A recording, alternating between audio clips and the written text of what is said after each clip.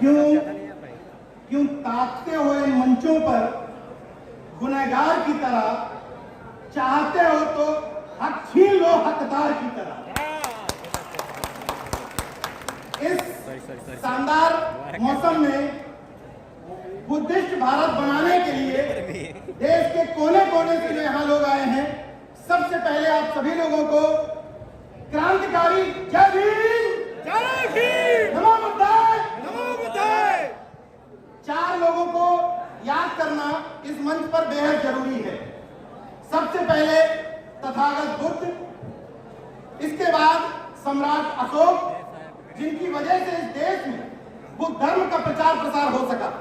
तीसरा बाबा साहब और चौथे माननीय कालसी राम, जिनका आज स्मृति दिवस है। उन सब के चरणों में श्रद्धा सुमन अर्पित करते हुए सीधे सीधे मुद्दे पर आता हूं। दिल्ली में 22 प्रतिज्ञाएं ली गई। उन 22 प्रतिज्ञाओं से तथाकथित मनुवादियों के सीने पर सांप लौट गए। अब मैं पूछना चाहता हूं, पूरे तर्क के साथ, पूरी रैशनैलिटी के साथ, पूरी जिम्मेदारी के साथ, पूरे संवैधानिक मूल्यों के साथ, कि मैं अगर ये कह रहा हूं इस मन से कि मैं ब्रह्मा विष्णु महेश में भरोसा नहीं रखता, तो तुम जबरदस्ती रखवाओगे क्या? नहीं। इस देश का संविधान, इस देश की कोर्ट मुझे ये इजाजत देती है कि मैं कह सकूं कि मैं नास्तिक हूं। इस देश का संविधान मुझे इजाजत देता है कि मैं गर्व से कह सकूं कि मैं बौद्धिस्ट हूं। अगर मैं बौद्धिस्ट हूं तो ये कौन सा गौरव चरित्र है ये बात कहने में कि मैं ब्रह्मा विष्णु महेश में भरोसा नहीं रखता? इसमें कैसे किसी के धर्म का अपमान हो गया, कैसे किसी की भावनाएं आहत हो गई? ये तो मेरा निजी विषय है कि मैं किसमें भरोसा रखता हूं, किसमें नहीं रखता। इसमें तकलीफ कहां हो गई तुम लोगों को? लेकिन यहां सामने बैठे हुए लोगों से एक अनुरोध करना चाहता हूं मैं कि मंचों से जब नारे लगवाए जाते हैं तो नारे बड़े शिद्दत के साथ लगाए जाते हैं कि बहेलिया आएगा, जाल बिछाएगा, हमको फंसाएगा, लेकिन हम फंसेंगे नहीं। लेकिन ध्यान रखिए सभी लोग, मंच पर और नीचे, रट्टू तोता नहीं बनना है। हर चुनाव से पहले ये नहीं रखना है कि झोली वाला बाबा आएगा, खुद को फकीर कहलाएगा और जाल बिछाएगा राशन का, हमको फंसाएगा और हम फंस जाएंगे। ये नहीं होने देना है। अगर असली बुद्धिस्ट हो तो ये प्रण ले लो कि बुद्धिस्ट का मतलब है, आपको पता है कि मैं कौन सा वाला बुद्धिस्ट हूं। मुझे तथागत बुद्ध की एक बात जो सबसे पहले समझ में आई, वो ये कि बुद्ध को जो ज्ञान की प्राप्ति हुई थी, पता है आप लोगों को क्या ज्ञान की प्राप्ति हुई थी? पता है? सब लोग कहते हैं कि बुद्ध को ज्ञान की प्राप्ति हुई थी, बुद्ध ने सत्य की खोज की थी। बुद्ध को जो ज्ञान की प्राप्ति हुई थी, बुद्ध ने जो सत्य की खोज की थी, वो ये थी कि दुनिया में कोई ईश्वर नहीं है, कोई ईश्वर की सत्ता नहीं है। जब ईश्वर की सत्ता नहीं है तो ये दोगलापन छोड़ दो। इस मंच पर या नीचे बैठा हुआ कोई व्यक्ति अगर अपने हाथ में लाल धागा बांध करके नमो बुद्धाय करेगा तो वो बहुजन मिशन का द्रोही है। लाल धागा बांध करके घर पे मनुवादी देवी देवताओं को रख करके हाथ जोड़ रहा हूं कि नमो बुद्धाय जय भीम कहना बंद कर दो। वो व्यक्ति जो अर्चक संघ को मानता है, जो महामना रामस्वरूप वर्मा से लेकर के जगदेव बाबू पेरियार रामास्वामी नायकर की जयंती मनाता है और अगले ही दिन जाति महासभा के कार्यक्रमों में चला जाता है, वो बहुजन समाज का द्रोही है। इस मंच से जितने भी वक्ता बोले हैं, मैं आह्वान करता हूं कि प्रण लो इसी मंच पर कि आज के बाद किसी जाति महासभा के कार्यक्रम में नहीं जाऊंगा। तय करिए इसी मंच पर, ये दोगलापन नहीं चलेगा कि बहुजन भी बने रहे और जाति महासभाओं में पदाधिकारी भी बने रहे। ये दोहरा स्टैंडर्ड नहीं चलेगा। 30 साल से 35 साल से 40 साल से लोग अपने आप को अम्बेडकरवादी कहते हैं और जाति महासभाओं में बटे हुए भी हैं। जो अपने आप को अर्चक संघ का अर्चकवादी कहते हैं, वो जाति महासभाओं के पदाधिकारी भी है। कैसे बदलाव आएगा? अपनी अपनी जाति के नेताओं में सामाजिक न्याय खोजते हो और कहते हो कि आरएसएस और बीजेपी ने आपका नुकसान किया। सामाजिक न्याय जिस दिन असली व्यक्ति को पहचानने लगे, एमके स्टालिन के शान में कसीदे गढ़ने वाले लोग अगर एमके स्टालिन उत्तर प्रदेश में चुनाव लड़ने आ जाए तो उसकी जाति खोजेंगे। गारंटी से बता रहा हूं, जाति पहले खोजेंगे कि एमके स्टालिन हमारी जाति का है कि नहीं है। जब तक तारीफें इस आधार पर होंगी कि हमारे जाति का नेता 2 मिनट संसद में बोला था, यह सामाजिक न्याय है। हमारी जाति का नेता पेपर में कटिंग में लिखा था कि जातिवाद जनगणना की बात की, यह सामाजिक न्याय है। तब तक परिवर्तन नहीं होना है, कान खोलकर सुन लो। इसलिए इन मंचों से 22 प्रतिज्ञाएं जो ली जाएंगी, उनमें एक प्रतिज्ञा और ऐड कर लो। मेरी तरफ से बनते जी से अनुरोध है कि हम उस धर्म के देवी देवताओं के अलावा अपने जाति के नेताओं को पहले राजा रानी और फिर देवी देवताओं की तरह नहीं पूजेंगे। इस मंच से यह क्लियर करना पड़ेगा कि हम जाति के ठेकेदारों को देवी देवता नहीं बनाएंगे और तथागत को, बाबा साहब को देवता और भगवान नहीं बनने देंगे। ये गौर से सुन लीजिए, अगर बाबा साहब के सामने अगरबत्ती लगाते रहे और तथागत बुद्ध को उसी सिस्टम के साथ पूजते रहे तो वो तो देर नहीं जब नागपुर में आरएसएस के मुख्यालय में बाबा साहब की प्रतिमा रख करके पूजने लगेंगे ये लोग, क्योंकि वो चाहते हैं कि आप लोग पूजने की परंपरा में बने रहें। वो चाहते हैं कि आप अगरबत्ती दिखाते रहें। भाई ये कौन सा पाखंड का विरोध है कि उनके वाले लिंग को पूजो तो पाखंड का विरोध और हमारे वाले को पूजो तो हम वैज्ञानिक हैं। ये कैसा विज्ञान है? पाखंड विरोध, पाखंड विरोध। इसलिए जिन लोगों ने कहा कि नीरज पटेल बुद्धिस्ट हो गए, उनको मैं बताना चाहता हूं कि मैं साइंटिफिक बुद्ध का अनुयायी हूं, पाखंड वाले बुद्ध का नहीं। मैं कहीं भी किसी भी कीमत पर पाखंड को बर्दाश्त नहीं कर सकता। ये मेरी दिक्कत है, अच्छा लगे या बुरा लगे। मैं उस बुद्ध का अनुयायी हूं जो कहता था कि मैंने कुछ कह दिया, मैंने कुछ लिख दिया, मैंने कुछ बोल दिया, इसीलिए उसको सच ना मानो। पहले तर्क की कसौटी पर कसो कि मैंने जो बात कही वो तार्किक रूप से कितनी सही है, तब उस बात को मानो। हम उस बुद्ध के अनुयायी हैं। हम संगठनों में, नेताओं में देवी देवता खोजने लगे, उनको राजा रानी की तरह ट्रीट करने लगे, इसीलिए बदलाव नहीं हो पा रहा। तीन कैटेगरी के जागरूक लोग हुए। एक कैटेगरी के वो जो इस तरह के कार्यक्रमों में जाने लगे, उससे एक कैटेगरी आगे बढ़ी, महापुरुषों की जयंतियां मनाने लगे। लेकिन मुझे वो तीसरी कैटेगरी चाहिए जब जातियों के आधार पर महापुरुषों की जयंतियां बंद हो जाए। ये जो दूसरे किस्म के जागरूक है ना, ये समाज का बंटाधार किए हैं, जागरूकता का ठेका भी लिए हैं और जाति के महापुरुषों के नाम पर एक्टिव भी हो जाते हैं। ये बदलाव लाना पड़ेगा। जब कुर्मी समाज का व्यक्ति कर्पूरी ठाकुर की जयंती मनाएगा, जब यादव समाज का व्यक्ति शिवलाल चौरसिया की जयंती मनाएगा, जब मौर्य समाज का व्यक्ति संत रामजी प्रजापति की जयंती मनाएगा और ये सब मिलकर के बाबा साहब की, रामचंद्र वर्मा की, जगदेव बाबू की, महाराज सिंह भारती की जयंती मनाएंगे, बदलाव हो जाएगा। बदलाव झक मार के पीछे आएगा, झक मार के। लेकिन जब तक जाति के आधार पर ये क्राइटेरिया तय करोगे कि नीरज पटेल अच्छा बोलते हैं क्योंकि पटेल है, लक्ष्मण यादव अच्छा बोलते हैं क्योंकि यादव है, तब तक कोई बदलाव नहीं होने वाला। वहां की गुलामी यहां ट्रांसफर हो जाएगी और कुछ अंतर नहीं आना। यहां जितने व्यक्ति बैठे हैं, सबकी जिम्मेदारी बनती है कि अपने अपने सोशल मीडिया अकाउंट पर ध्यान दें। जिन लोगों ने नाम के बाद जाति हटा ली, उनके सोशल मीडिया अकाउंट चेक करो, 10 पोस्ट में पता चल जाता है कि किस जाति का। गजब सामाजिक न्याय है। एक ट्रेंड देखिए, इस मंच पे बहुत अच्छा बोला जा सकता है, बीजेपी का विरोध करो, 50 मिनट सप्ताह में जाते रहेंगे, बहुत आसान है। इस भीड़ को मूर्ख बनाना बहुत आसान है।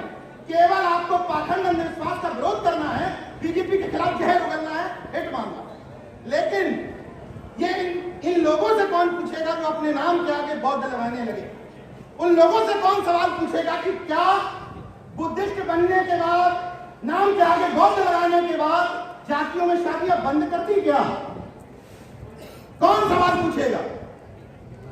अभी तमाम लोग पहली कैटेगरी में हैं कि आज हम लोग इस परिवार को में शामिल होने आए हैं, कोई दिक्कत नहीं। लेकिन 10 साल से 20 साल से जो पंसील का ध्वज अपने घर पे लगा रहा है, इन तमाम सारे चीजों का पालन कर रहा है, प्रतिज्ञाएं ले रहा है, फिर अंतरजातीय विवाह क्यों नहीं? और बिना अंतरजातीय विवाह हुए जब तक ये क्रॉस किया नहीं जाएगा कि मैं जाकर के गर्व से बताऊं कि वो फलाने प्रजापति तो मेरे मौसी के बेटे हैं, वो फलाने मौर्य जी मेरे चाचा के लड़के हैं, वो फलाने विश्वकर्मा जी मेरे मौसी के बेटे हैं। जब ये कनेक्शन हो जाएगा, ये वैचारिक रिश्तेदारी डेवलप हो जाएगी, किसी मंच की, किसी संगठन की कोई जरूरत नहीं रह जाएगी। इसलिए इस मंच से आह्वान करता हूं, मैं द्रोही हूं समाज का, इस मंच से कह रहा हूं क्योंकि तब तक मेरी चेतना विकसित नहीं हुई थी। मैं कह रहा हूं मुझे गाली दी जा सकती है कि मैंने जाति में शादी की है, इस बात के लिए मैं गुनाहगार हूं, आप लोग मेरे खिलाफ लिख सकते हैं। लेकिन उस समय तक चेतना विकसित नहीं हुई थी, लेकिन अब चेतना विकसित हुई है।